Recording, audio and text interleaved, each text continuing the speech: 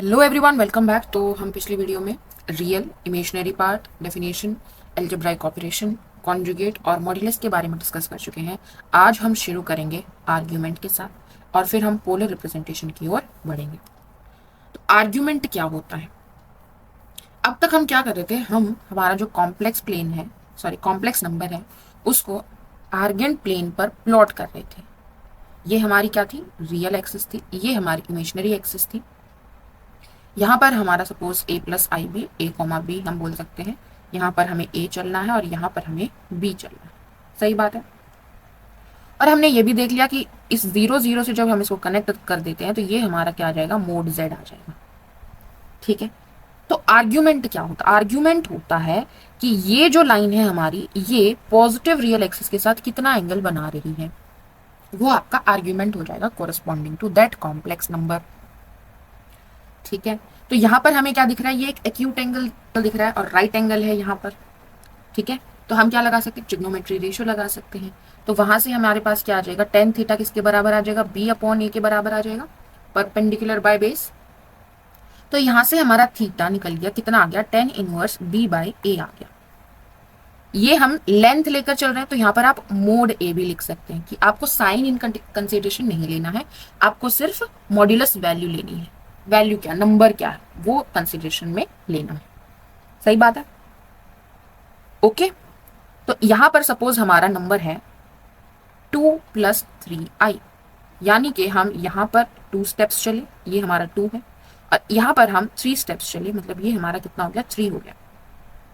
तो ये theta, tan theta कितना आ जाएगा हमारे पास? 3/2 आ जाएगा। तो थीटा क्या आ जाएगा हमारे पास? टेन इनवर्स 3/2 आ जाएगा। तो ये जो थीटा हमने निकाला, ये क्या है? ये एंगल है। कौन बना रहा है? 2+3i को ओरिजिन से ज्वाइन करने वाली लाइन पॉजिटिव रियल एक्सिस के साथ ये एंगल बना रही है। अब यहाँ पर क्या था? जो हमारा कॉम्प्लेक्स नंबर था वो कहाँ था? फर्स्ट क्वाड्रेंट में था। और क्यों था ये फर्स्ट क्वाड्रेंट में? क्योंकि हमारा रियल पार्ट भी पॉजिटिव था और हमारा इमेजिनरी पार्ट भी पॉजिटिव था। ठीक है। अब हम एक और केस लेकर चलते हैं कि सपोज हमारा कॉम्प्लेक्स नंबर यहाँ पर है, यानी कि सपोज -2+3i है। तो हम नेगेटिव साइड में 2 चले होंगे, इधर कितना चले होंगे? ये डिस्टेंस कितना होगा? 2 होगा। और ये डिस्टेंस कितना होगा? ये डिस्टेंस अभी भी हमारा 3 ही है। ठीक है, 3i है, इमेजिनरी पार्ट 3 है ना, पॉजिटिव ही है, पॉजिटिव डायरेक्शन में चलना है। तो अब हमारा राइट एंगल यहाँ पर बनेगा और ये हमारा क्या बनेगा? लाइन ज्वाइनिंग, सॉरी स्ट्रेट नहीं बनी, line joining 0 to this point. ठीक है। तो यहां पर हमारा थीटा क्या बनेगा? थीटा क्या होता है? इस लाइन के और पॉजिटिव रियल एक्सिस के बीच में एंगल। तो मतलब ये हमारा आर्ग्यूमेंट होना चाहिए। इस कॉम्प्लेक्स नंबर के लिए हमारा आर्ग्यूमेंट ये होना चाहिए। सही बात है। लेकिन अगर मैं इस ट्राइंगल में देखूं तो 10, अगर मैं यहां पर मान लूं कुछ भी एंगल, मान लीजिए आप थीटा से ही डिनोट करते हैं। ठीक है। तो यहां पर अगर मैं थीटा एंगल मान रही हूं तो टेन थीटा इस ट्राइंगल के हिसाब से कितना आ जाएगा हमारे पास? 3/2 आ जाएगा। 3/2 साइड की तो रेशोज होती है ना, ट्राइंगल की साइड की रेशो परपेंडिकुलर बाय बेस करना है। ठीक है। तो यहां से हमारे पास थीटा क्या आ जाएगा? टेन इनवर्स 3/2 आ जाएगा। सही है। लेकिन क्या यही आर्ग्यूमेंट बन जाएगा इस कॉम्प्लेक्स नंबर के लिए? नहीं। आर्ग्यूमेंट कौन सा बनेगा? ये वाला एंगल आर्ग्यूमेंट बनेगा। मुझे तो ये वाला एंगल मिला 10 इनवर्स 3/2 करके। ठीक है। ये कैसे निकालूंगी? ये कैसे निकालू? तो इस केस में हमारा जो आर्ग्यूमेंट है इस z के कॉरस्पॉन्डिंग, जब हमारा कॉम्प्लेक्स नंबर सेकंड क्वाड्रेंट में लाई कर रहा है तो कैसे निकलेगा? आपको पाई में से, पाई कहां पर होगा? ये 0, यहां पर आ जाएगा π/2 और यहां पर आ जाएगा पाई। तो आपको क्या करना पड़ेगा? पाई में से आपको ये थीटा माइनस करना पड़ेगा, तो आपके पास ये वैल्यू आ जाएगी। सही बात है। तो आपको पाई में से 10 इनवर्स 3/2 क्या करना पड़ता है? माइनस करना पड़ता है, जब आपका कॉम्प्लेक्स नंबर सेकंड क्वाड्रेंट में। ठीक है। अब यहाँ पर 3 क्या था? 3 क्या है? देखो ऊपर हर केस में क्या आ रहा है? ऊपर आ रहा है हमारा इमेजिनरी पार्ट, इमेजिनरी पार्ट आ रहा है z का और उसका मॉड्यूलस आ रहा है। नीचे हमारा रियल पार्ट ऑफ z का मॉड्यूलस आ रहा है। क्योंकि देखो यहाँ पर हमने 2 लिखा है, -2 नहीं लिखा है, बिकॉज ये जो ट्राइंगल इन कंसिडरेशन है हमारा, उसकी साइड की लेंथ 2 है। -2 लेंथ कभी हो सकती है ना, लेंथ नेगेटिव नहीं हो सकती। ठीक है। तो हमेशा क्या करना है आपको? Tan inverse imaginary part of Z by real part of Z करके आपको यहां से थीटा निकाल लेना है। ठीक है, अगर फर्स्ट क्वाड्रेंट में है तो हमने देखा यही हमारा क्या बन जाता है, आर्ग्यूमेंट बन जाता है corresponding to the complex number. लेकिन अगर हमारा जो कॉम्प्लेक्स नंबर है वो सेकेंड क्वाड्रेंट में है तो उस केस में हमें क्या करना पड़ रहा है, पाई माइनस थीटा करना पड़ रहा है, यानी कि पाई माइनस टेन इनवर्स, ऊपर हम रखेंगे इमेजिनरी पार्ट ऑफ जेड और नीचे हम रखेंगे रियल पार्ट ऑफ जेड। ऐसे करके हमारा आर्ग्यूमेंट निकलेगा जेड का। ये हमारी जनरल नोटेशन है ARG-Z। ठीक है, अब आगे बढ़ते हैं। अगर हमारा कॉम्प्लेक्स नंबर सेकेंड क्वाड्रेंट की बजाय थर्ड क्वाड्रेंट में है, अब हम और नीचे पहुंच गए थर्ड क्वाड्रेंट में, यहां पर है, मतलब कि अब हमारा रियल पार्ट भी नेगेटिव है और हमारा इमेजिनरी पार्ट भी नेगेटिव है। सपोज ये हमारा है -2 ठीक है, अब ये डिस्टेंस कितना है 2, ये डिस्टेंस कितना है, ये भी 2 है। ये हमारी क्या हो जाएगी, line joining origin and this complex number. तो इस केस में तुम्हारे हिसाब से थीटा क्या बनना चाहिए, ये पूरा थीटा बनना चाहिए। सही बात है? और कुछ बच्चे सोचेंगे कि भाई इधर इधर से जाने की बजाय हम इधर से भी तो जा सकते हैं। ठीक है, तो अब यहां पर रोल आता है कि हमें जो रेंज दी गई है आर्ग्यूमेंट की वो क्या है, क्योंकि बच्चे तो दोनों तरफ से सोच सकते हैं ना। आप यहां से भी एंगल बना सकते हो ऐसे करके और यहां से भी बना सकते हो, उसमें कोई गलती नहीं है। लेकिन हम सब एक जैसा काम करें उसके लिए हमने बनाया प्रिंसिपल आर्ग्यूमेंट का कॉन्सेप्ट, जिसमें हम क्या करते हैं, हम फिक्स कर देते हैं कि किसी भी कॉम्प्लेक्स नंबर का जब तुम आर्ग्यूमेंट निकालोगे वो हमारा कहां से कहां लाई करना चाहिए, वो हमारा -पाई से लेकर पाई के बीच में ही लाई करना चाहिए। अगर हम यहां से जाएंगे, अगर आप इधर से काउंट करोगे, मतलब इधर से एंगल मेजर करोगे, तो इधर ये हुआ π/2, फिर यहां तक हो गया पाई, और उसमें फिर तुम ये थीटा निकाल के ऐड करोगे तो पाई से बड़ा एंगल हो जाएगा। लेकिन हम बोल रहे हैं प्रिंसिपल आर्ग्यूमेंट में क्या होगा कि आपका आर्ग्यूमेंट पाई से छोटा होना चाहिए या इसके बराबर हो सकता है। तो इसलिए जब आपसे प्रिंसिपल आर्ग्यूमेंट पूछ रहा है तो आप क्या करते हैं, आप यहाँ ये वाला एंगल आप मेजर करते हैं, नीचे वाला। ठीक है, मतलब आप 0 से पीछे जा रहे होते हैं तो आप इधर इधर चले जाते हो आप। ठीक है, अच्छा, अब इस केस में ये थीटा मुझे क्या मिल जाएगा, टेन इनवर्स दिस, यानी कि 2/2 क्या मिल जाएगा, 1 मिल जाएगा, टेन इनवर्स 1 मिल जाएगा, यानी कि ये जो एंगल है हमारा कितना हो जाएगा, π/4 एंगल हो जाएगा। ठीक है, ओके। लेकिन क्या होता है argument of a complex number होता है कि वो पॉजिटिव रियल एक्सिस के साथ कितना एंगल बना रहा है। अब अगर हमें प्रिंसिपल आर्ग्यूमेंट निकालना है तो हम इधर से तो जा नहीं सकते क्योंकि ये तो पाई से बड़ा हो जाएगा, तो हमें कहां से जाना पड़ेगा, हमें इधर से जाना पड़ेगा। अब ये एंगल कैसे निकालूं, तो अगर मैं यहां से देखूं तो ये हमारा 0 है, अब मैं इससे पीछे जा रही हूँ, यहाँ पर कितना हो जाएगा, -π/2 हो जाएगा, और यहाँ पर अगर मैंने ये पूरा कर दिया तो ये कितना हो जाएगा, -पाई हो जाएगा। ठीक है, तो मुझे क्या करना है, इस -पाई में ये थीटा अगर मैं ऐड कर दूं, मतलब मुझे -पाई पूरा नहीं चलना, यहां पर तुम -पाई पे पहुंच गए, उसमें ये थीटा ऐड कर दो तो तुम वापस यहां आ जाओगे। सही बात है, तो आपको क्या करना होगा इस केस में, -पाई plus tan inverse imaginary part of Z by real part of Z करना पड़ेगा जब आपका कॉम्प्लेक्स नंबर थर्ड क्वाड्रेंट में होगा और आपसे प्रिंसिपल आर्ग्यूमेंट अगर पूछ रहा है तो। अगर प्रिंसिपल आर्ग्यूमेंट नहीं पूछा है तो आप argument pi plus tan inverse imaginary part of Z by real part of Z करके भी निकाल सकते हो। ये भी तो एंगल दे देगा ना, कौन से वाला एंगल दे देगा, ये ऐसे ऐसे जो एंगल बन रहा है वो वाला दे देगा। ठीक है, सही बात है, यहां तक आ जाएगा हमारा पाई और उसमें ये एंगल थीटा ऐड हो गया। क्लियर है? बाकी और क्या हो सकता है, और कब तुम ये कंसीडरेशन में ले सकते हो, जब आपको बोल दिया हो कि आर्ग्यूमेंट ऑफ जेड जो है वो आपका 0 से लेकर 2 पाई तक हो सकता है। आर्ग्यूमेंट ऑफ जेड जो है वो 0 से लेकर 2 पाई तक हो सकता है, मतलब कि जो एंगल है वो 0 हो सकता है, π/2 भी हो सकता है, पाई भी हो सकता है, फिर यहाँ पर हमारा कितना होगा 270 डिग्री, 3π/2 भी हो सकता है, और फिर यहाँ पर हमारा कितना हो जाएगा 2 पाई भी 2 पाई नहीं हो सकता, यहाँ पर इक्वल नहीं है, ठीक है।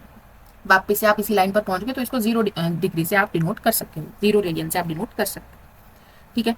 तो जब आपको ये दे देगा इंटरवल, और एक चीज नोटिस की, हमेशा जो आपका इंटरवल की लेंथ है वो कितनी है, 2 पाई है, क्योंकि एक सर्कल का पूरा हो जाएगा जब आप 360 डिग्री चल लोगे। वापस से आप 0 पाई/2 और 2 पाई से उनको फिर से आप डिनोट कर सकते हो, ठीक है। ये भी 2 पाई लेंथ का है और ये भी 2 पाई लेंथ का है, लेकिन यहां पर शुरू कहां से हो रहा है, 0 से शुरू हो रहा है, तो नेगेटिव वाले जो ये वाला इंटरवल है वो यहां पर है नहीं, ठीक है। तो इस वाले इंटरवल को कौन सा रिप्लेस कर लेगा, इस वाले में जो पाई से 2 पाई वाले एंगल है वो एज इट इज आ जाएगा, ठीक है। इस वाले में आप सारे जो है वो कैसे लेंगे, वो सारे आप ऐसे ही लेंगे, यहां से ही ऐसे, इधर वाले भी ऐसे ही घूम के आएंगे इधर, ठीक है। और इधर वाले में क्या करना पड़ेगा आपको, यहां तक के आपको ऐसे लेने हैं, और फिर अगर आप नीचे पहुंच गए तो आपको ऐसे काउंट करना है, मतलब ऐसे मेजर करना है आपको आर्ग्यूमेंट। समझ आई बात। तो इस पर डिपेंड करेगा कि आपकी रेंज क्या दी है आर्ग्यूमेंट की। प्रिंसिपल आर्ग्यूमेंट -पाई से पाई के बीच में होता है। अगर आपसे प्रिंसिपल आर्ग्यूमेंट पूछ रहा है तो आपको यही स्टैंडर्ड यूज करना है कि आपको -पाई प्लस थीटा करना है, अगर आपका कॉम्प्लेक्स नंबर थर्ड क्वाड्रेंट में है तो, ठीक है। अब अगर आपका कॉम्प्लेक्स नंबर फोर्थ क्वाड्रेंट में है, ये मतलब यहां पर है, तो कैसे करोगे। तो यहां पर आपका थीटा कहां बन रहा है, यहां पर बन रहा है, तो 0 से आपको क्या करना है, इधर चलना है, कितना चलना है, थीटा चलना है। कहां चल रहे हैं, नेगेटिव डायरेक्शन में चल रहे हैं, तो माइनस थीटा आपका आर्ग्यूमेंट बन जाता है। तो हम एक बार कंक्लूड कर देते हैं। तो यहां पर देखिए आर्ग्यूमेंट ऑफ z की बात हो रही है। अगर आपका कॉम्प्लेक्स नंबर फर्स्ट क्वाड्रेंट में है तो आप सीधा सीधा थीटा निकालेंगे और आपका वही आर्ग्यूमेंट बन जाएगा, ठीक है। ये हमारा इमेजिनरी पार्ट का मॉड्यूलस और ये हमारा रियल पार्ट का मॉड्यूलस। अगर आपका कॉम्प्लेक्स नंबर सेकंड क्वाड्रेंट में है तो आपको पाई माइनस थीटा करना पड़ेगा। थीटा की वैल्यू कैसे निकालेंगे, tan inverse mod b by mod a करके निकालेंगे। अगर आपका कॉम्प्लेक्स नंबर थर्ड क्वाड्रेंट में है तो आपको -पाई प्लस थीटा करना पड़ता है, और theta again tan inverse mod b by mod a करके निकालेंगे। और अगर फोर्थ क्वाड्रेंट में है तो माइनस थीटा करके निकलेगा, और थीटा हमारा tan inverse mod b upon mode a हो जाएगा, ठीक है। क्लियर है, ओके। अगर आपसे 0 से 2 पाई वाली रेंज दे देता, इसको अलग पेन से लिखते हैं। अगर आपको प्रिंसिपल आर्ग्यूमेंट नहीं पूछ रहा है और आपको बोल दिया है कि आर्ग्यूमेंट आपका 0 से लेकर 2 पाई के बीच में हो सकता है, तो उस केस में क्या करोगे आप, उस केस में ये सेम रहेगा, ये सेम रहेगा। यहां पर क्या आ जाएगा, यहां पर आ जाएगा आपके पास pi plus theta, theta tan inverse mod b by mod a, ठीक है। और यहां पर आ जाएगा आपके पास क्या आ जाएगा, 2 पाई माइनस थीटा, क्या आ जाएगा, 2 पाई माइनस थीटा। क्लियर है, ओके। अब यहां पर एक चीज ध्यान रखिएगा कि जैसे आर्गन प्लेन था उसमें हम 0 0 को डिनोट कर सकते थे, मतलब 0 0 हमारा 0 कॉम्प्लेक्स नंबर कहां पर लाई कर रहा था, यहाँ पर बीच में हमारा जहां पर रियल एक्सेस और इमेजिनरी एक्सेस मीट करेंगे वो 0 0 पॉइंट था। लेकिन आप 0 0 का आर्ग्यूमेंट नहीं निकाल सकते हैं। देखो 0 0 का आर्ग्यूमेंट अगर हम निकालना चाहें तो हमें थीटा निकालना पड़ेगा, और थीटा क्या होता है, tan इनवर्स इमेजिनरी पार्ट भी 0 है, रियल पार्ट भी 0 है, और 0/0 फॉर्म को हम डिफाइन नहीं कर सकते, ठीक है। हमारे पास कोई डिफाइन मतलब अब 0 जो है 1 इंटू 0 भी 0 आ जाएगा, 2 इंटू 0 भी 0 आ जाएगा, 3 इंटू 0 भी 0 आ जाएगा, तो हम डिफाइन नहीं कर पाएंगे कि एग्जैक्टली हम क्या वैल्यू लें, ठीक है। तो ये हमारा डिफाइन नहीं है, इसलिए हम 0 0 का आर्ग्यूमेंट कभी भी नहीं निकाल सकते हैं। बाकी सभी कॉम्प्लेक्स नंबर का आप आर्ग्यूमेंट निकाल सकते हैं।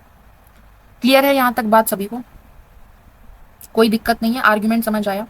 अब हम थोड़ा सा आगे बढ़ते हैं और डिस्कस करते हैं कि जब हम दो कॉम्प्लेक्स नंबर को मल्टीप्लाई करते हैं तो उनके आर्ग्यूमेंट पर क्या फर्क पड़ता है, मतलब argument of product of two complex number क्या आता है। तो आर्ग्यूमेंट क्या होता है, ऐड होता है, क्या होता है, argument of z1 plus argument of z2 हो जाता है। और जब आप दो कॉम्प्लेक्स नंबर को डिवाइड करते हैं तो आपका आर्ग्यूमेंट क्या होता है, दोनों नंबर्स का माइनस हो जाता है। इसके बारे में हम देखेंगे जब हम पोलर रिप्रेजेंटेशन देख लेंगे, तो वहां से आप ऑब्जर्व कर पाएंगे। मैं आपको दोबारा से यहाँ पर आएंगे, ठीक है। एक चीज और यहाँ पर ऑब्जर्व कीजिएगा कि हमारा जो z है अगर वो यहाँ पर है x प्लस IY, तो z कॉन्जुगेट कहाँ होगा, बिल्कुल इसके अपोजिट और नीचे होगा। क्या होगा, x माइनस आई वाई।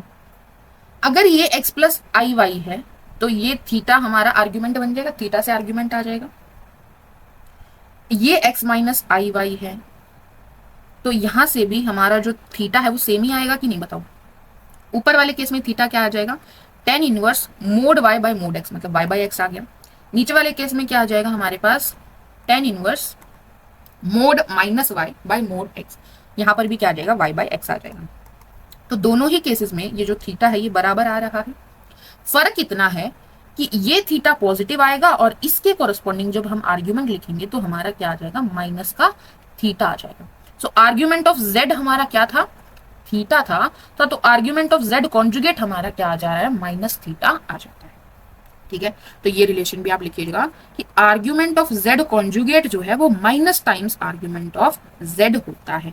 अब यहां पर अगर तुम ले लोगे तो भी यहां पर ऑब्जर्व करोगे, अगर यहां पर हमारा कोई कॉम्प्लेक्स नंबर है तो वो होगा कुछ ये मिलेगा। जब इसी का हमने कॉन्जुगेट ले लिया तो यहां पर होगा तो वो ये हो जाएगा। तो सिंपली माइनस करके आप ऊपर वाले का ही इसका आर्ग्यूमेंट बन जाएगा। ठीक है, समझ आ गया।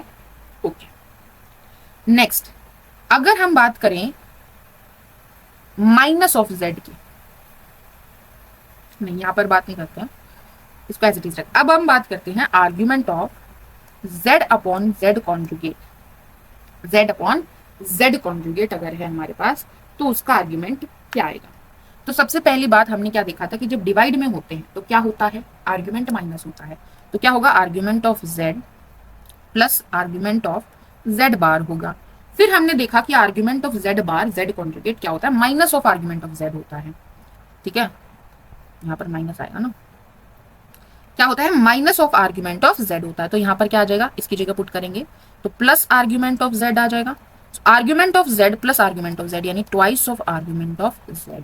ठीक है, तो ये रिलेशन आप ध्यान रख सकते हैं कि argument of z upon z conjugate क्या आ जाता है, twice of argument of z के बराबर आ जाता है। क्लियर है, ओके। तो आर्ग्यूमेंट आई होप आपका क्लियर हो गया होगा यहां से। अब हम बढ़ते हैं पोलर रिप्रेजेंटेशन की तरफ। तो पोलर रिप्रेजेंटेशन की अगर हम बात करें तो ये एक दूसरा तरीका है कॉम्प्लेक्स नंबर को रिप्रेजेंट करने का। यहां पर हमारे जो पैरामीटर्स हैं बोल सकते हैं वो क्या होते हैं, एक r होता है और दूसरा हमारा थीटा होता है।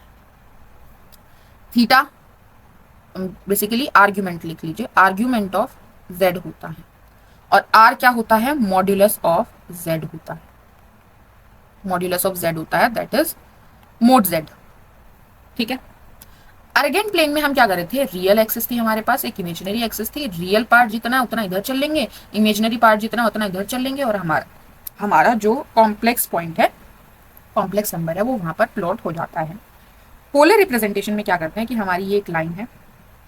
ठीक है, सबसे पहले हम डिसाइड करेंगे कि जो हमारा कॉम्प्लेक्स नंबर है, सपोज हमने लिया -1 प्लस आई, हम डिसाइड करेंगे कि इसका आर्ग्यूमेंट क्या होगा, आर्ग्यूमेंट ऑफ z क्या होगा। कैसे डिसाइड करेंगे, तो सबसे पहले आर्ग्यूमेंट डिसाइड करने के लिए मुझे ये डिसाइड करना पड़ेगा कि ये कौन से क्वाड्रेंट में लाई करेगा। तो यहाँ पर हम देख पा रहे हैं कि जो रियल पार्ट है वो नेगेटिव है और जो इमेजिनरी पार्ट है वो पॉजिटिव है।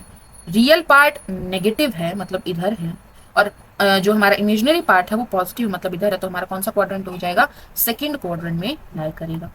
सही है यहाँ तक। अगर ये सेकंड क्वाड्रेंट में लाई करेगा तो हमने रिकॉल किया कि यहाँ पर क्या आएगा, हमारा पाई माइनस थीटा क्या बनता है, आर्ग्यूमेंट बनता है।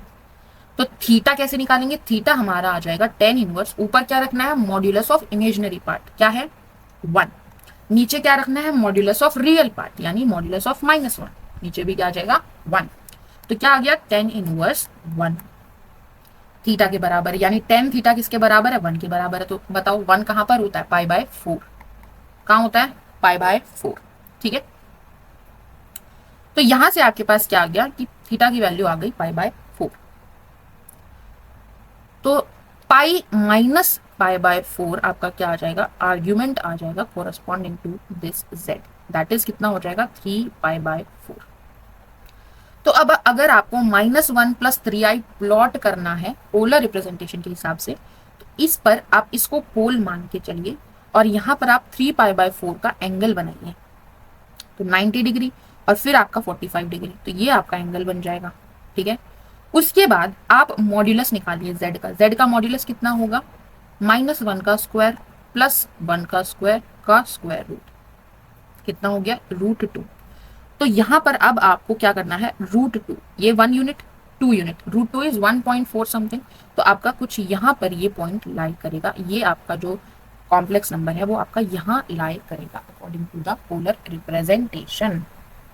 ठीक है, तो यहाँ पर हमारा हम पोलर रिप्रेजेंटेशन में कैसे चेंज करेंगे, एर्गेंट से, और एर्गेंट से पोलर में कैसे जाएंगे, पोलर से वहां कैसे जाएंगे, ये हम देखते हैं। अब आर जो कि है हमारा मोड जेड, वो हम कैसे निकालेंगे, अगर हमारा z x plus i y है तो ये हो जाएगा हमारे पास square root of x square plus y square, इसमें कोई डाउट नहीं है, सिंपल मॉड्यूलस है। तो आर स्क्वायर हमारा किसके बराबर हो जाएगा, x square plus y square के बराबर हो जाएगा। सिमिलरली आर्ग्यूमेंट ऑफ जेड हम कैसे निकालेंगे, आर्ग्यूमेंट ऑफ जेड अभी अभी हमने बताया, प्रिंसिपल आर्ग्यूमेंट अगर हमें निकालना है तो पहले क्वाड्रेंट देखेंगे कि कौन से क्वाड्रेंट में है, थीटा निकालेंगे और फिर उस हिसाब से हमारा k pi plus tan inverse y by x हो जाएगा। ठीक है, ओके। तो अगर हमें एक्स और वाई पता है तो हम आर और आर्ग्यूमेंट ऑफ जेड निकाल सकते हैं। तो हमारे पास जो जेड है वो क्या बनेगा, वो बनता है r cos argument of z plus i sine argument of z. ये हमारी होती है पोलर रिप्रेजेंटेशन। z किसके बराबर था, x प्लस आई वाई के बराबर था। तो अगर हम कंपेयर करें दोनों को तो यहां से x क्या आ जाएगा, r cos argument of z, और y क्या आ जाएगा, r sine argument of r theta आएगा, सॉरी।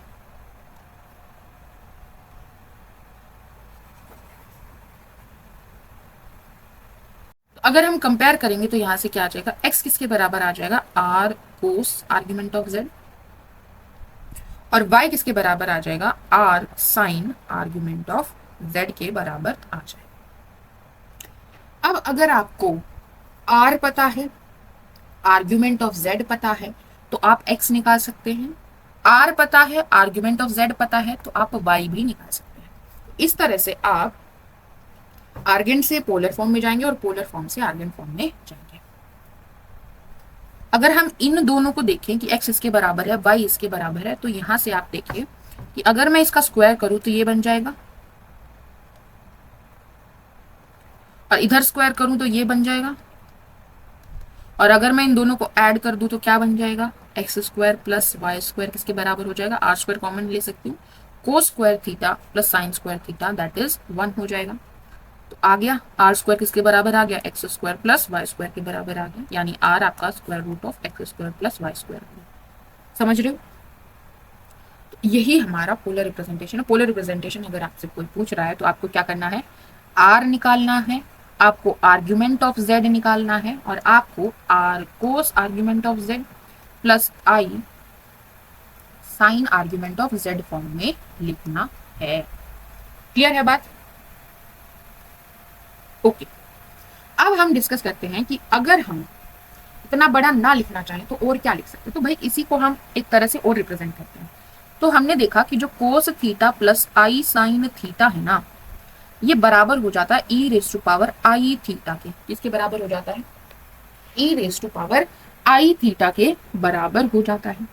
ठीक है, तो आप z को कई बार r जो कि हमारा क्या है मॉड्यूलस, क्योंकि r भी तो मल्टीप्लाई होगा ना इसके साथ, r इंटू ई आई थीटा भी लिखकर देखते हैं। r क्या होगा, मॉड्यूलस ऑफ z होगा, और थीटा क्या होगा, आर्ग्यूमेंट ऑफ z।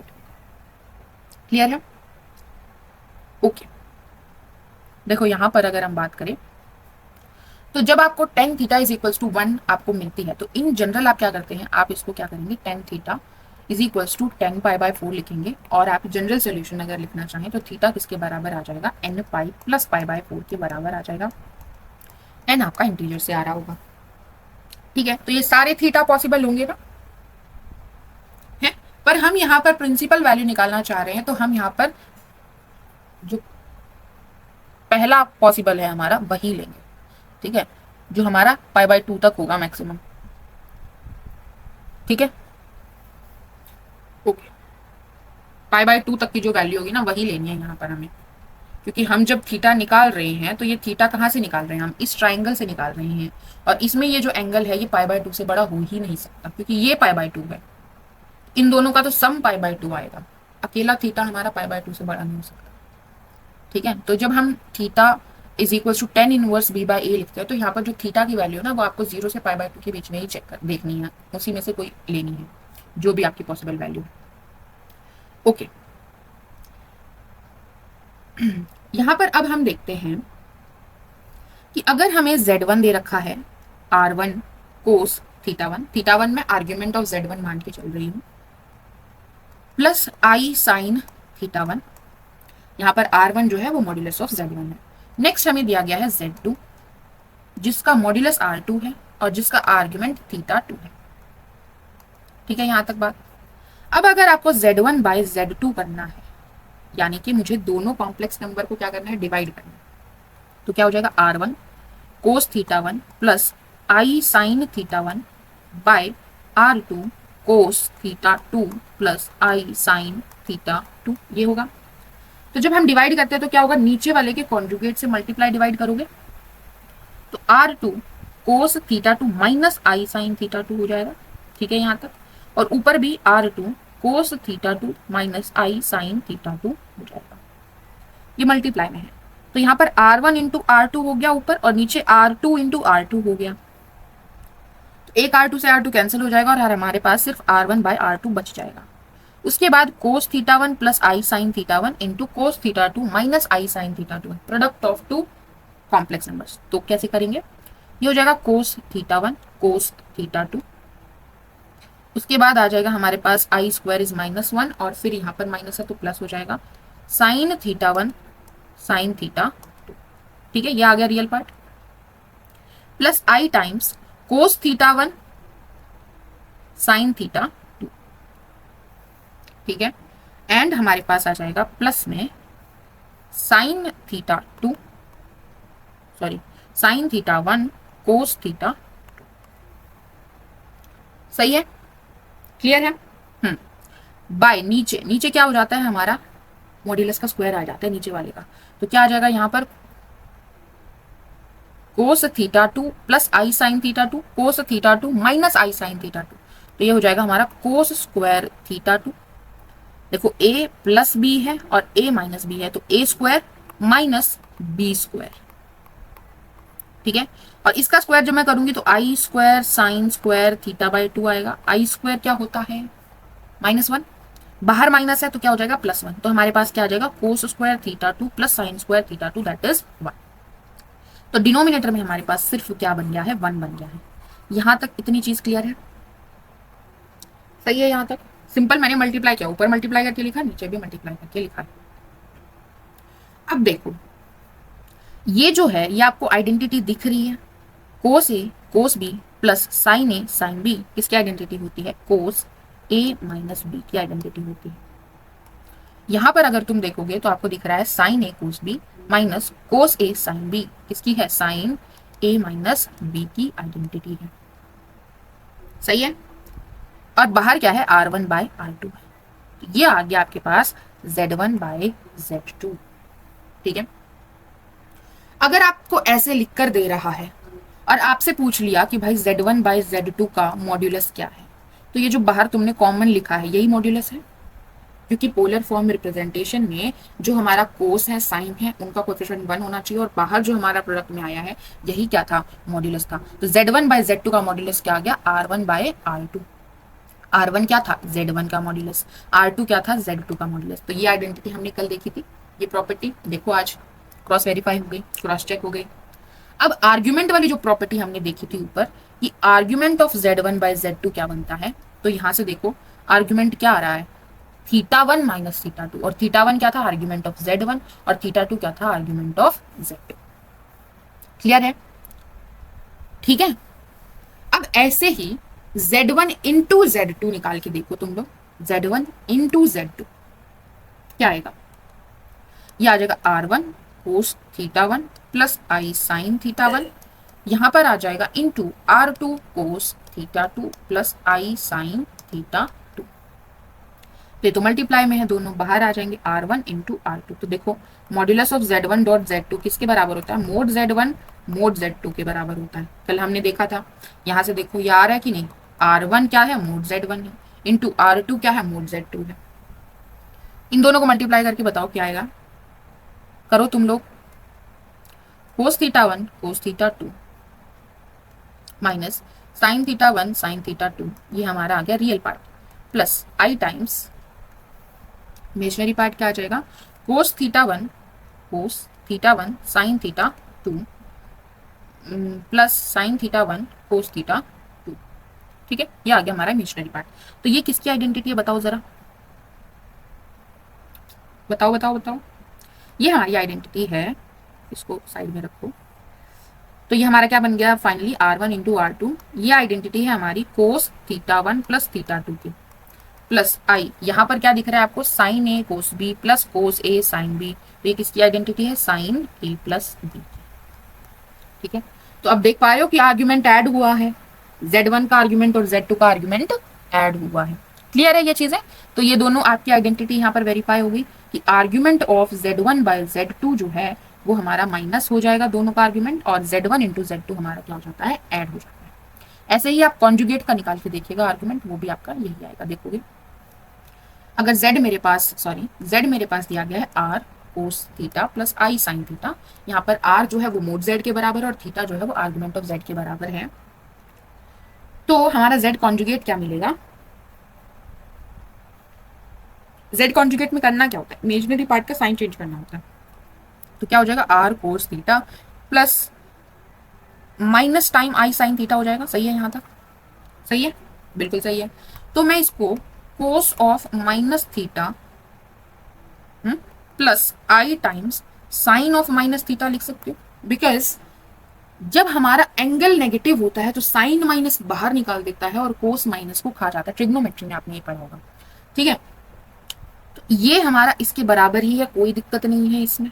और अब हम इसको कंपेयर करें, क्योंकि हमारा स्टैंडर्ड फॉर्म में है अब।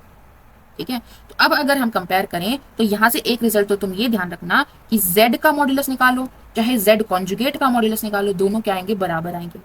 चाहे तुम माइनस Z का मॉड्यूलस निकालो, ये भी आपके Z के बराबर ही आएगा। ठीक है, क्या आ रहा है यहाँ पर, R ही आ रहा है। नेक्स्ट जो आर्ग्यूमेंट ऑफ Z कॉन्जुगेट है वो क्या आ गया, minus of argument of Z आ गया। ठीक है, स्टैंडर्ड फॉर्म जो है वो क्या होगी, यहाँ पर ऐड होना चाहिए, यहाँ पर प्लस होना चाहिए। ओके, तो हमारा यहाँ पर हमने प्रोडक्ट का देख लिया कैसे एक्ट करता है, डिवीजन का देख लिया, और हमने कॉन्जुगेट का भी देख लिया। ओके, तो यहाँ पर हमने पोलर फॉर्म भी, हमारी यहाँ पर पोलर रिप्रेजेंटेशन कंप्लीट होती है। नेक्स्ट टॉपिक हमारा क्या है, आपको बताना है square root of complex number. अच्छा, स्क्वायर रूट, उससे पहले हमारा एक टॉपिक और रह गया, एक चीज और देखनी रह गई कि अगर हमारी Z की पावर कर रही है, नाउ सपोज Z है हमारा R cos theta plus I sine theta. ठीक है, तो हमारा, या फिर मैं इसको क्या लिख सकती हूँ, R E I थीटा भी लिख सकती हूँ। ठीक है, अगर मुझे Z raise to power n निकालना है, मतलब Z को n टाइम्स मल्टीप्लाई करना है, यही होता है Z raise to power n का मतलब। ठीक है, तो R E I theta into R E I theta into R E I theta कितनी बार होगा, n टाइम्स होगा। तो R कितनी बार मल्टीप्लाई होगा, n टाइम्स होगा। तो कितना हो जाएगा, R की पावर n हो जाएगा, R n टाइम्स मल्टीप्लाई हो गया। Similarly E I theta into E I theta into E I theta, ये भी कितनी बार होगा, n टाइम्स होगा। जब प्रोडक्ट में होता है, बेस सेम है, तो पावर क्या हो जाती है, ऐड हो जाती है। तो E की पावर में I theta plus I theta plus I theta कितनी बार मल्टीप्लाई हो रही थी, n टाइम्स। तो ऐड कितना होगा, n टाइम्स। ठीक है, तो क्या आ जाता है, R raise to power E raise to power n I theta हो जाएगा। इसका मतलब अगर हम कंपेयर करें तो modulus of Z raise to power n जो है वो क्या हो जाएगा, मोड Z की पावर n हो जाता है, and argument of Z raise to power n का क्या हो जाता है, n times argument of Z हो जाता है। ठीक है, जब ये चीज आप कर रहे होगे ना, n times argument of Z, या फिर आप आर्ग्यूमेंट ऐड कर रहे हो, या फिर आर्ग्यूमेंट आप माइनस कर रहे हो, तो आप ये चीज ध्यान रखिएगा, आपका जो फाइनल आर्ग्यूमेंट है वो माइनस पाई से पाई के बीच में आना चाहिए, अगर प्रिंसिपल आर्ग्यूमेंट की बात की गई है। अगर नहीं आ रहा है तो आपको अल्टरेशन करनी पड़ेगी। ठीक है, आपको उस रेंज में उसको लाना पड़ेगा, उसके इक्विवेलेंट जो उस रेंज में है, उसके एंगल उसके बराबर आपको लिखना पड़ेगा। ठीक है, ओके, समझ आया? तो अगर हम इस तरह से लिखें, इस वाली फॉर्म में लिखें, तो z raise to power n क्या आ जाएगा आपके पास, r cos theta plus i sine theta की पावर क्या हो गई, n हो गई। तो ये n जो है वो r की तो पावर में जा रहा है, क्योंकि मॉड्यूलस क्या आ रहा है z raise to power n का, r raise to power n, और एंगल के साथ क्या हो रहा है, मल्टीप्लाई हो रहा है। और इसको अगर आप प्रूव करना चाहें ऐसे, तो आप पीएमआई का यूज कर सकते हैं, principle of mathematical induction use कर सकते हैं। n इज इक्वल्स टू 1 के लिए आप एज्यूम कीजिए, n इज इक्वल्स टू 1 के लिए प्रूव कीजिए, n is equals to k के लिए एज्यूम कीजिए, और n is equals to k plus 1 के लिए फिर आप प्रूव कीजिएगा। ठीक है, ओके। अब ये क्या था, पॉजिटिव पावर है, n हमने लिया है, तो n जनरली नेचुरल नंबर को रिप्रेजेंट करता है, तो 1 हो गया, 2 हो गया, 3 हो गया, z स्क्वायर निकालना है, z क्यूब निकालना है, तो तुम ऐसे कर लोगे। मान लो कि तुम्हारा z रेज टू पावर -2 आ गया, अब क्या, अब कैसे करोगे, इसका क्या मतलब है? तो जैसे तुम क्या करते हो, z रेज टू पावर -2, अगर तुम्हें a रेज टू पावर -2 दिया है रियल नंबर में, तो तुम इसको क्या लिख सकते हो, 1/a की पावर 2 लिख सकते हो। तो यहाँ पर भी वही करना है, तो z रेज टू पावर -2 को 1/z स्क्वायर लिख सकते हो। z स्क्वायर निकालना आता है, आता है, निकाल लो, फिर 1/z जो भी नीचे आएगी वैल्यू कर लेना, कॉन्जुगेट से मल्टीप्लाई डिवाइड। ठीक है, या फिर दूसरा तरीका क्या है, दूसरा तरीका क्या है, z तुम्हें दिया है, suppose x plus i Y दिया है, तुमने इसको चेंज कर लिया किसमें, पोलर फॉर्म में, तो आ गया तुम्हारे पास r cos theta plus i sine theta. ठीक है, इसका क्या करना है, स्क्वायर करना है, तो r का स्क्वायर हो जाएगा और एंगल में आपका 2 जो है वो मल्टीप्लाई हो जाएगा, ये आ गया आपका नीचे z स्क्वायर। अब आपको क्या करना है, 1/z स्क्वायर करना है, तो 1 को भी पोलर फॉर्म में लिख लो। ये चीज याद रखना, ये तुम्हें याद करनी पड़ेगी कि भाई 1 अगर आपको लिख कर दे दिया तो इसकी पोलर फॉर्म क्या होगी, -i की पोलर फॉर्म क्या होगी, i की पोलर फॉर्म क्या होगी, 1 प्लस आई की पोलर फॉर्म क्या होगी। ये कुछ फॉर्म्स हैं, आप याद कर लेंगे तो आपके लिए आसानी हो जाएगी। 1 - i की पोलर फॉर्म क्या होगी, 1/i किसके बराबर होगा, यानी कि i की पावर -1। ओके, तो यहां से शुरू करते हैं। अगर हम 1 की बात करें तो 1 कहाँ लाई करेगा, यहाँ, तो एंगल कितना हो गया, 0 हो गया, और मॉड्यूलस कितना हो गया, 1 हो गया, तो क्या आ जाता है हमारे पास, कोस 0 degree plus i sign 0 degree, ये इसकी पोलर फॉर्म हो जाती है। -i कहाँ होगा, यहाँ पर, तो यहाँ पर हमारा एंगल कितना हो जाएगा, -π/2, ठीक है ना। और मॉड्यूलस, मॉड्यूलस क्या आएगा इसका, बताओ, ये क्या है, 0 - i, तो मॉड्यूलस क्या आ जाएगा, 1 ही आएगा, तो यहाँ पर आ जाएगा कोस -π/2 प्लस आई साइन -π/2। ठीक है, देख सकते हो तुम लोग, कोस 0 1 होता है, साइन 0 0 होता है, तो ये इसी में रिड्यूस हो जाएगा। यहाँ पर देखोगे तो कोस π/2 क्या होता है, 0 होता है, और साइन π/2 1 होता है, लेकिन हमने माइनस लगाया तो -1 हो गया, तो इसी के बराबर आ गया। अब आई कहाँ होता है, आई यहाँ पर होता है। ठीक है, यहाँ पर एंगल कितना हो जाएगा, ऊपर देखो π/2, तो ये आ जाएगा कोस π/2 प्लस आई साइन π/2 आ जाएगा। -1 अगर पूछ रहा है तो क्या आ जाएगा आपके पास, कोस पाई आ जाएगा प्लस आई साइन पाई आ जाएगा। ठीक है, 1 प्लस आई कहाँ होगा, 1 प्लस आई आपका यहाँ होगा। सबसे पहले तो मुझे बता दो इसका मॉड्यूलस क्या आएगा, 1 का स्क्वायर प्लस 1 का स्क्वायर, तो क्या आ जाएगा, √2 आ जाएगा। अगर आपसे आर्ग्यूमेंट पूछ रहा तो आर्ग्यूमेंट क्या होगा, दोनों पॉजिटिव है, दोनों पॉजिटिव है फर्स्ट क्वाड्रेंट, तो सिंपली आपको tan इनवर्स 1/1 निकालना है। ये हमने ऊपर भी निकाला था, अभी कितना आया था, π/4 आया था, तो क्या आ जाएगा, कोस π/4 प्लस आई साइन π/4 आपका इसकी पोलर फॉर्म हो जाएगी। 1 - i अगर पूछ रहा है तो पहले आप मॉड्यूलस निकालिए, मॉड्यूलस यानी r कैसे निकलेगा, 1 का स्क्वायर माइनस 1 का स्क्वायर रूट, यानी क्या आ जाएगा, √2 आ जाएगा, √2 आ गया। अभी अभी मैंने आपको बताया भी था कि z का और z के कॉन्जुगेट का मॉड्यूलस सेम आएगा, तो ये z है, ये z का कॉन्जुगेट है। ठीक है, और z के कॉन्जुगेट में आर्ग्यूमेंट में क्या रिलेशन था, माइनस टाइम, तो यहाँ पर क्या आ जाएगा, कोस -π/4 प्लस आई साइन -π/4। सही है, कोई डाउट? ठीक है, नेक्स्ट 1/i, ये क्या बनेगा, तो यहाँ पर तुम याद रखना आगे के लिए, अभी देखते हैं। तो 1 क्या है, कोस 0 degree plus i sign 0 degree, आई क्या है, आई है हमारे पास कोस π/2 प्लस आई साइन π/2। तो जब हम डिवाइड कर रहे हो तो क्या करना है, इसका मॉड्यूलस भी 1 है, इसका मॉड्यूलस भी 1 है, तो मॉड्यूलस तो क्या होता है, डिवाइड होता है, तो 1 ही आ जाएगा हमारा जो रिजल्टेंट है उसका भी। आई इनवर्स का मॉड्यूलस भी 1 ही आ गया। आई इनवर्स किसके बराबर आएगा 1, और एंगल क्या होते हैं माइनस होते हैं, तो क्या होगा cos minus pi by 2 plus i sine minus pi by 2 आ जाएगी हमारी आई की पावर -1 की रिप्रेजेंटेशन।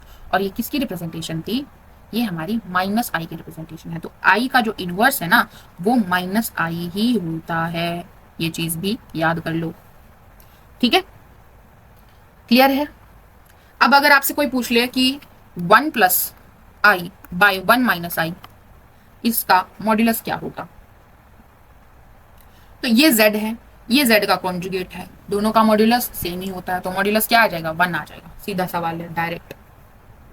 अगर तुमसे पूछ ले कि 1 प्लस आई बाय 1 माइनस आई का मॉड्यूलस, नहीं सॉरी, तुम्हें क्या बताना है, इसका आर्ग्यूमेंट बताना है, आर्ग्यूमेंट क्या होगा, अभी अभी मैंने बताया था z अपॉन z बार का आर्ग्यूमेंट क्या हो जाएगा, आर्ग्यूमेंट ऑफ z का ट्वाइस हो जाएगा, राइट, तो कितना हो जाएगा पाई बाय 2 हो जाएगा, ठीक है, समझ आ गई चीजें कैसे रिजल्ट यूज करने हैं। तो आप 1 प्लस आई 1 माइनस आई 1 माइनस आई 1 प्लस आई, ये किसके बराबर होगा और ये किसके बराबर होगा, ये भी आप निकाल के रखिए। कैसे निकालोगे, इसके कॉन्जुगेट से ऊपर नीचे मल्टीप्लाई करना और आपकी फाइनल वैल्यू क्या आई वो लिखना। ये चीजें भी आप याद कर लेना कि 1 प्लस आई अपॉन 1 माइनस आई क्या आएगा और 1 माइनस आई अपॉन 1 प्लस आई क्या आएगा, ठीक है, ओके। तो तुम्हारे याद करने के लिए देखो यहाँ पर 1 प्लस आई अपॉन 1 माइनस आई हमारा क्या आएगा आई के बराबर आएगा, और 1 माइनस आई अपॉन 1 प्लस आई आपका माइनस आई के बराबर आएगा। अब क्योंकि तुमने पोलर रिप्रेजेंटेशन सीख लिया तो तुम ये ऐसे भी कर सकते हो कॉन्जुगेट से मल्टीप्लाई डिवाइड करके, या फिर तुम आप सिंपली 1 प्लस आई के ऊपर रखो 1 माइनस आई की पोलर फॉर्म नीचे रखो और क्या करो मॉड्यूलस को डिवाइड कर दो, आर्ग्यूमेंट्स को माइनस कर दो, तो तुम्हारे पास पोलर फॉर्म आ जाएगी, वही आ जाएगा आंसर, ठीक है, वैसे भी कर सकते हो, याद रखना ये चीजें यहाँ पर। अगर आपसे कोई पूछ ले कि 1 प्लस आई का स्क्वायर क्या होगा, यानी 1 प्लस आई इंटू 1 प्लस आई क्या होगा, 1 माइनस 1 हो जाएगा आई स्क्वायर, ठीक है, प्लस 2 आई, तो क्या आ जाएगा हमारे पास 2 आई। अगर 1 माइनस आई का स्क्वायर पूछ रहा है तो कितना आ जाएगा -2 आई, ठीक है, ये भी आप याद रखना, आसानी होगी। ओके, अब हम बढ़ते हैं square root of complex number की तरफ, कि अगर हमें कॉम्प्लेक्स नंबर दिया गया है तो उसका हम स्क्वायर रूट कैसे निकालेंगे। तो नाउ सपोज हमें एक कॉम्प्लेक्स नंबर दिया है a प्लस आई बी, ठीक है, और हम मान लेते हैं कि ये x प्लस आई वाई का स्क्वायर है, मतलब कि a प्लस आई बी इसका स्क्वायर है। तो अब हम इसको खोलेंगे, x प्लस आई वाई का स्क्वायर, इसका मतलब क्या है x plus i y into x plus i y, क्या आ जाएगा x square plus x y i plus y x i minus y square, ठीक है, तो ये आ जाएगा x square minus y square plus 2xy आई, किसके बराबर है a प्लस आई बी के बराबर। अब यहां से कंपेयर करो, अच्छा यहाँ पर ओ हमारा एक कॉन्सेप्ट रह गया, ठीक है, मेरी मिस्टेक से रह गया, कॉन्सेप्ट है इक्वालिटी ऑफ कॉम्प्लेक्स नंबर। दो कॉम्प्लेक्स नंबर को इक्वल कैसे देखोगे, z1 z2 के बराबर अगर दिया है तो इसका क्या मतलब, इसका मतलब ये है कि real part of z1 real part of z2 के बराबर होगा और इमेजनरी पार्ट ऑफ z1 जो है वो इमेजनरी पार्ट ऑफ z2 के बराबर होगा। मतलब आपको कोरस्पॉन्डिंग रियल पार्ट कंपेयर करने हैं और कोरस्पॉन्डिंग इमेजनरी पार्ट आपको कंपेयर करना है। अगर वो दोनों बराबर हैं तभी आपका कॉम्प्लेक्स नंबर बराबर होगा, ठीक है, और अगर कॉम्प्लेक्स नंबर बराबर है तो वो दोनों बराबर होंगे, ठीक है। तो हमें दिया गया है कि a प्लस आई बी इसके बराबर है, इसका मतलब क्या है, रियल पार्ट के बराबर है और इमेजनरी पार्ट के बराबर है। इसका रियल पार्ट a है, इसका real part x square minus y square है, इसका इमेजनरी पार्ट b है और इसका इमेजनरी पार्ट 2xy है, ठीक है। तो यहां से हमारे पास ये दो इक्वेशंस आ गए, ओके। अब यहां से हम एक्स वाई की वैल्यू फाइंड आउट करने की कोशिश करेंगे। अगर यहां से मैं x निकालू तो वो क्या आ जाएगा b अपॉन 2y आ जाएगा, उसको हम यहाँ पर रखेंगे तो आ जाएगा a बराबर में b स्क्वायर अपॉन 2y का स्क्वायर, तो कितना हो जाएगा 4y square minus y square, ठीक है। अब हमारे पास यहां से आ जाएगा 4y² a is equals to b² minus 4y की पावर 4। ठीक है, यहाँ पर आप y² को v रख सकते हैं, तो 4va बराबर b² माइनस 4b²। आपके पास एक क्वाड्रेटिक इक्वेशन बन गई। यहाँ पर ये नोन है, ये भी नोन है, आपको v सिर्फ वेरिएबल है यहाँ पर, तो v की वैल्यू निकल जाएगी जब आप इसको सॉल्व करेंगे। v की वैल्यू जैसे ही निकलेगी यहाँ इंसर्ट करेंगे, y की वैल्यू आ जाएंगी, और y की पॉसिबल वैल्यूज आती है आपके पास x की पॉसिबल वैल्यूज आ जाएंगी। दूसरा तरीका क्या है इसको सॉल्व करने का, कि हमारे पास एक रिजल्ट होता है। क्या रिजल्ट होता है कि जब हम x² प्लस y² का स्क्वायर उसमें से माइनस करते हैं x² माइनस y² का स्क्वायर, तो हमारे पास 4x² y² आता है। अगर आप इसको सिंपली a प्लस बी का whole square a minus b का होल स्क्वायर ओपन करेंगे तो आपके पास ये आइडेंटिटी सेटिस्फाई हो जाएगी। अब हमें x² माइनस y² की वैल्यू पता है, पता है, तो यहाँ पर क्या आ जाएगा, इसकी जगह पर a² आ जाएगा। इसके बराबर है 4x² y² के, इसको मैं 2xy का होल स्क्वायर लिख सकती हूँ, और 2xy की वैल्यू मुझे पता है b, तो यहाँ पर क्या आ जाएगा, ये b² के बराबर आ जाएगा। ठीक है, यहाँ से हमारे पास x² प्लस y² का जो होल स्क्वायर है वो किसके बराबर आ गया, b² प्लस a² के बराबर। ठीक है, तो यहाँ से x² प्लस y² आ गया मेरे पास square root of b² plus a² के बराबर आ जाएगा। ठीक है, x² positive value, y² positive value, sum है तो पॉजिटिव वैल्यू, तो यहाँ पर आपका पॉजिटिव स्क्वायर रूट आएगा। नेगेटिव तो हो ही नहीं सकता, दो स्क्वायर्स का सम नेगेटिव हो सकता है क्या, नहीं हो सकता। तो स्क्वायर ऑफ रियल नंबर है यहाँ पर। ठीक है, x और y रियल नंबर्स होते हैं ना। ओके, तो पॉजिटिव स्क्वायर रूट लेना है, तो यहाँ से आपके पास दो इक्वेशन बन जाएंगी। एक तो बन जाएगी x² minus y² is equals to a, ये तो ये रही। दूसरी आ गई x² plus y² is equals to something आ जाएगी। तो आप इनको क्या कर सकते हैं, ऐड कर सकते हैं, और आपके पास 2x² is equals to something आ जाएगा, और वहां से आपके पास x² की वैल्यू आ जाएगी। वहां से आप x की वैल्यू निकालिए, यहाँ पर रखिए, आपके पास y की वैल्यूज आ जाएंगी। तो ये भी आप तरीका, इससे भी आप जा सकते हैं। ठीक है, क्लियर है। अब हम एक एग्जाम्पल देखते हैं। सपोज हमें 2 प्लस 4 5i लेते हैं, 2 प्लस 5i, और इसका मुझे क्या निकालना है, स्क्वायर रूट निकालना है। तो इसको मैं मान लेती हूँ late x plus i Y इसका स्क्वायर रूट है, यानी इसका स्क्वायर इसके बराबर है। तो यहाँ से मेरे पास क्या आ जाएगा, फाइनल इक्वेशन याद कर सकते हो तुम, हर बार सॉल्व करने की जरूरत नहीं है। x² माइनस y² मेरा किसके बराबर आ जाता है, रियल पार्ट के बराबर आ जाता है, यानी 2 के बराबर आ जाएगा, और 2xy मेरा किसके बराबर आ जाएगा, 5 के बराबर आ जाएगा।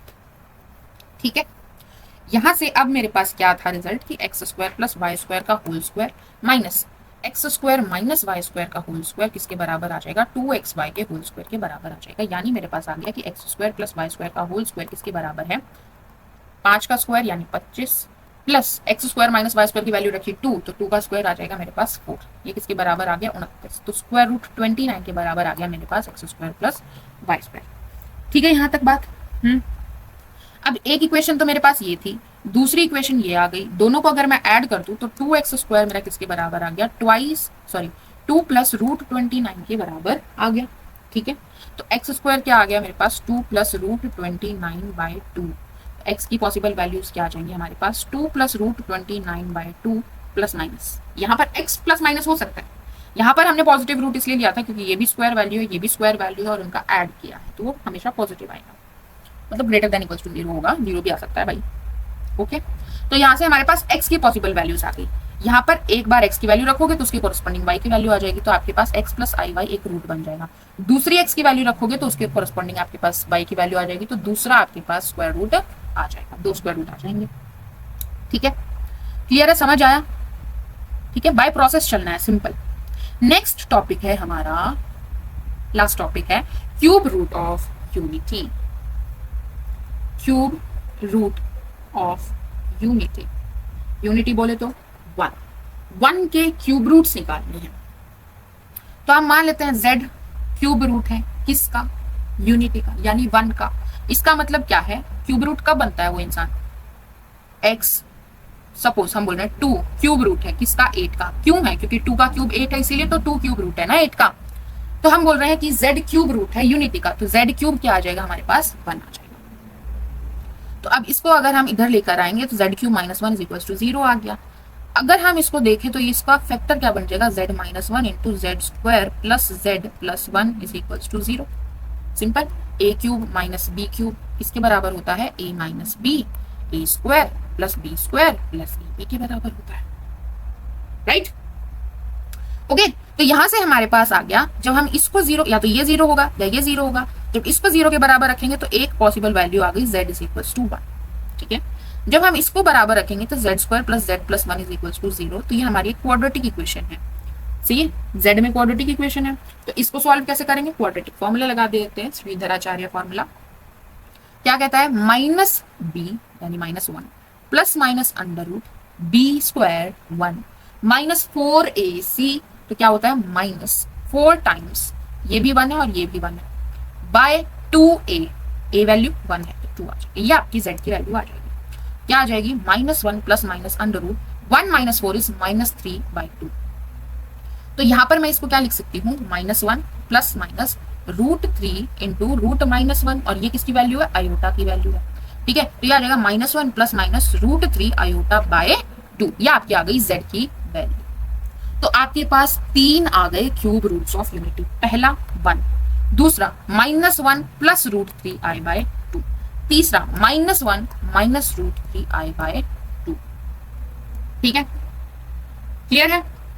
इसको हम 1 बोलते हैं, इसको हम ओमेगा से रिप्रेजेंट करते हैं और इसको हम ओमेगा स्क्वायर से रिप्रेजेंट करते हैं। इन जनरल एनडीए के एग्जाम में भी आपका 1 ओमेगा ओमेगा स्क्वायर लिखकर दे देता है कि these are the cube roots of unity, और फिर उस पर आपको इक्वेशन बनाकर दे देता है और आपको उसकी वैल्यू बतानी होती है, ठीक है। तो ओमेगा की क्या वैल्यू है, minus one plus root 3i by 2, और omega square is minus one minus root 3i by 2।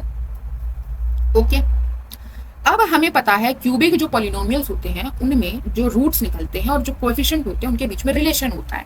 क्या रिलेशन होता है कि जो सम ऑफ रूट्स है वो किसके बराबर होता है, कोएफिशिएंट ऑफ जेड स्क्वायर। यहाँ पर जेड स्क्वायर का कोएफिशिएंट 0 है, यानी कि हमारा पहला रिजल्ट आ गया कि sum of cubic roots of unity क्या होता है, 0 होता है।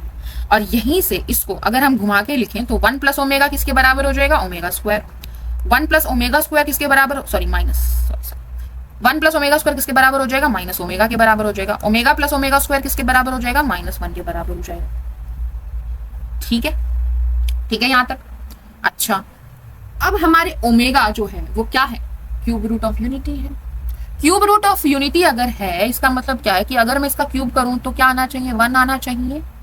दूसरा इसको देखने का क्या तरीका है कि 1 into omega square, product of roots किसके बराबर हो जाता है, कांस्टेंट टर्म, ठीक है। तो क्यूबिक में क्या होता है, माइनस, तो यहाँ पर -1 थी तो क्या आ जाएगा, 1 आ जाएगा। तो ओमेगा क्यूब यहाँ से क्या आ जाता है, 1 आ जाता है, सही है। तो ओमेगा क्यूब हमेशा क्या आता है, 1 आता है। अब अगर मैं दोनों तरफ पावर के रेज कर दूं, दोनों तरफ पावर के रेज कर दूं तो क्या आएगा, ओमेगा की पावर 3 के बन जाएगा इधर, और इधर क्या आएगा, 1 आएगा। मतलब ओमेगा की पावर में अगर 3 का मल्टीपल है, 3 है, 6 है, 9 है, 12 है, 15 है, -3 है, तो क्या आएगा, 1 ही आएगा। क्या होना चाहिए, 3 का मल्टीपल होना चाहिए, ठीक है, समझ आई ये बात, बिल्कुल। दूसरी बात यह है कि जब भी हम यूनिटी के रूट्स निकालते हैं तो mode of 1, mode of omega और मोड ऑफ ओमेगा स्क्वायर क्या आएगा, हमेशा 1 आएगा। मॉड्यूलस की बात यहां पर की जा रही है, 1 का मॉड्यूलस 1 आएगा। ओमेगा का मॉड्यूलस निकाल के देखो तुम लोग, क्या आ रहा है, 1 आ रहा है कि नहीं आ रहा, बताओ। ओमेगा का मॉड्यूलस 1 आएगा और ओमेगा स्क्वायर का मॉड्यूलस भी 1 ही आएगा। और ये तीनों जो हैं ये कहां पर लाए करेंगे, ये तीनों आपके यूनिट सर्कल पर लाए करेंगे। यूनिट सर्कल बोले तो यूनिट 1 रेडियस के सर्कल पर लाए करेंगे। 1 कहां होगा, यहां होगा, ओमेगा यहां होगा और ओमेगा स्क्वायर आपका यहां होगा। ये 1, ये ओमेगा स्क्वायर निकालिए। आपको क्या करना है, ओमेगा का मॉड्यूलस निकालना है और ओमेगा का आर्ग्यूमेंट निकालना है। ओमेगा पता है ना क्या है, तो ओमेगा का क्या निकालना है, आर्ग्यूमेंट निकालना है।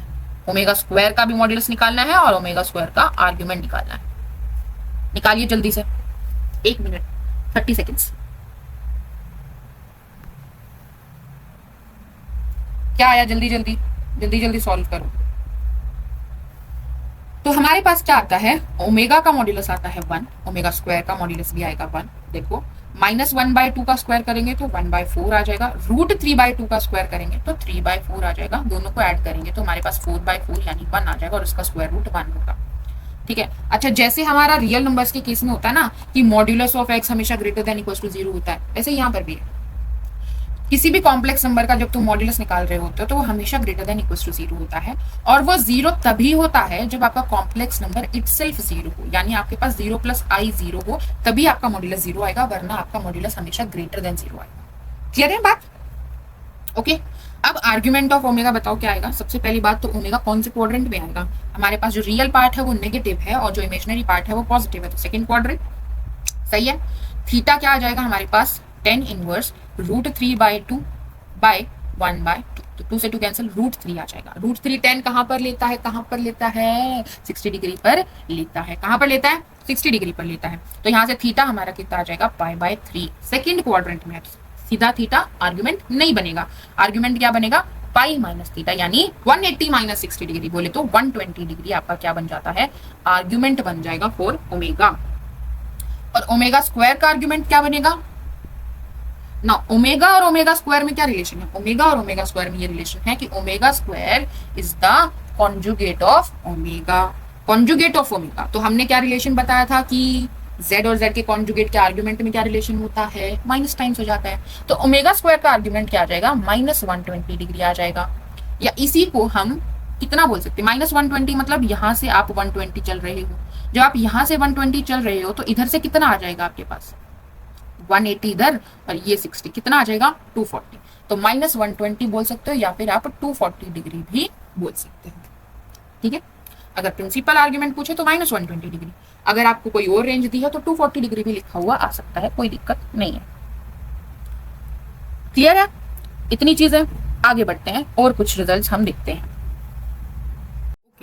जैसे हमने आयोटा के केस में देखा था कि भाई वहां पर कुछ पीरियोडिसिटी फॉलो हो रही थी, i⁴n 4n+1 4n+2 4n+3, इनका हम बता सकते थे कि ये हमारा वन आ जाएगा, ये हमारा i आ जाएगा, ये हमारा -1 आ जाएगा और ये हमारा -i आ जाएगा। वैसे ही यहाँ पर भी है। अगर हम ओमेगा की पावर में 3k टाइप का है तो हमने क्या देखा कि 1 आएगा।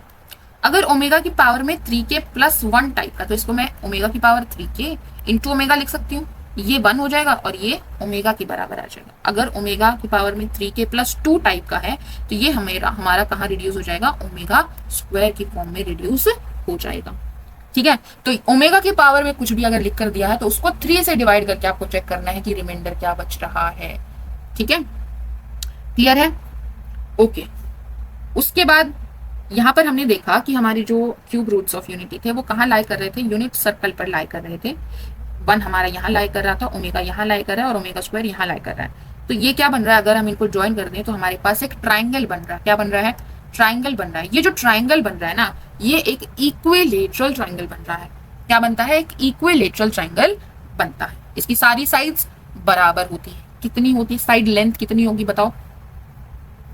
ये 1 है, ये ओमेगा है, ये ओमेगा स्क्वायर है। साइड लेंथ कितनी होगी, 1 - ओमेगा का मॉड्यूलस, या फिर ओमेगा स्क्वायर माइनस ओमेगा का मॉड्यूलस, या फिर ओमेगा स्क्वायर -1 का मॉड्यूलस।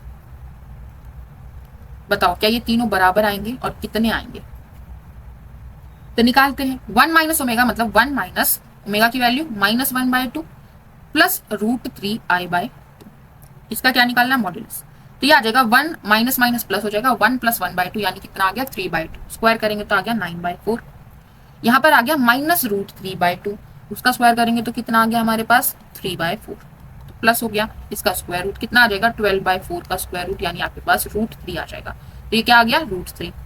ये अगर निकालोगे तो कितना आएगा, यहाँ पर है ओमेगा स्क्वायर यानी -1/2 माइनस √3i/2 माइनस ओमेगा की वैल्यू कितनी है -1/2 प्लस √3i/2, यानी कि z - z कॉन्जुगेट है बेसिकली। ठीक है, तो ये क्या आ जाएगा, ये माइनस माइनस प्लस हो जाएगा और इधर माइनस ही कैंसिल हो जाएगा हमारे पास। यहाँ पर आ जाएगा -√3i, तो इसका मॉड्यूलस क्या हो जाएगा, सिंपली √3 इसका मॉड्यूलस आ जाएगा। इसमें बताओ, इसमें आएगा हमारे पास -1/2 और -√3/2i और -1, तो ये आ गया -3/2 -√3/2i, इसका भी मॉड्यूलस क्या आएगा √3 आएगा।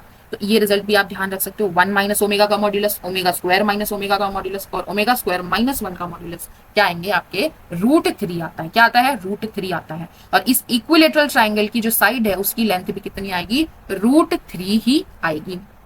तो अगर आपसे पूछ ले कि ये जो इक्विलेटरल ट्राइंगल बनी है इसका एरिया कितना होगा, इसका एरिया कितना होगा, तो इसका एरिया बन जाएगा √3/4, साइड लेंथ पता है, a स्क्वायर कर दो, ठीक है, यानी 3√3/4 आपका क्या बन जाता है, इस इक्विलेटरल ट्राइंगल का एरिया बन जाता है।